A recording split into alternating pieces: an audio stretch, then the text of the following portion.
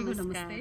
ನಾವು ಶ್ರೀಕೃಷ್ಣ ದೇವರಾಯ ವಿದ್ಯಾಸಂಸ್ಥೆಯಿಂದ ಬಸವಣ್ಣನವರ ವಚನವನ್ನು ಹೇಳುತ್ತಿದ್ದೇವೆ. ಕಳಬೇಡ, ಕೊಲಬೇಡ, ಕಳ್ಳತನ ಮಾಡಬೇಡ, ಕೊಲೆಯನ್ನು ಮಾಡಬೇಡ, ಮುನಿಯಬೇಡ, ಅನ್ಯರಿಗೆ ಅಸಹ್ಯ ಪಡಬೇಡ, ಕೋಪಿಸಿಕೊಳ್ಳುವುದು ಒಳ್ಳೆಯದಲ್ಲ, ಇನ್ನೊಬ್ಬರನ್ನು ನೋಡಿ ಅಸಹ್ಯ ಪಟ್ಟುಕೊಳ್ಳುವುದು ಕೂಡ ಒಳ್ಳೆಯದಲ್ಲ, ತನ್ನ ಬಣ್ಣಿಸಬೇಡ, ನಮ್ಮನ್ನು ನಾವು ಮೆಚ್ಚುಗೆಯನ್ನು ವ್ಯಕ್ತಪಡಿಸುವುದು ಅಷ್ಟೊಂದು ಸರಿಯಲ್ಲ, ಇದಿರ ಹಳೆಯಲು ಬೇಡ, ಬೇರೆಯವರ ಬಗ್ಗೆ ಕೆಟ್ಟದಾಗಿ ಮಾತನಾಡುವುದಾಗಲಿ ಅವರನ್ನು ಹಳಿಯುವುದಾಗಲಿ ಮಾಡುವುದು ತಪ್ಪು.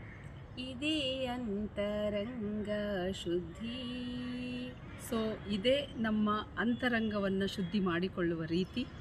ಇದೇ ಬಹಿರಂಗ ಶುದ್ಧಿ. ಇದೇ ನಮ್ಮ ಬಹಿರಂಗ ಅಂದರೆ ಹೊರಗಡೆ ಇರುವಂತಹ ನಮ್ಮನ್ನು ಶುದ್ಧಿಯನ್ನಾಗಿ ಮಾಡಿಕೊಳ್ಳುವಂಥ ರೀತಿ.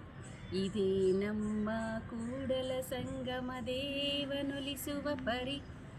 ಇದೇ ನಮ್ಮ ಕೂಡಲ ಸಂಗಮ ದೇವರು ಒಲಿಸುವಂಥ ಅಂದರೆ ಅವರನ್ನು ಒಲಿಸಿಕೊಳ್ಳಬೇಕು ಅಂತಂದರೆ ಇದೆಲ್ಲವನ್ನು ನಾನು ಮಾಡಿದಾಗ ಕೂಡಲ ಸಂಗಮ ನನಗೆ ಒಲಿತಾನೆ ಅಂತ ಬಸವಣ್ಣನವರು ತುಂಬ ಅದ್ಭುತವಾಗಿ ಈ ಒಂದು ವಚನದ ಮೂಲಕ ಹೇಳಿಕೊಟ್ಟಿದ್ದಾರೆ.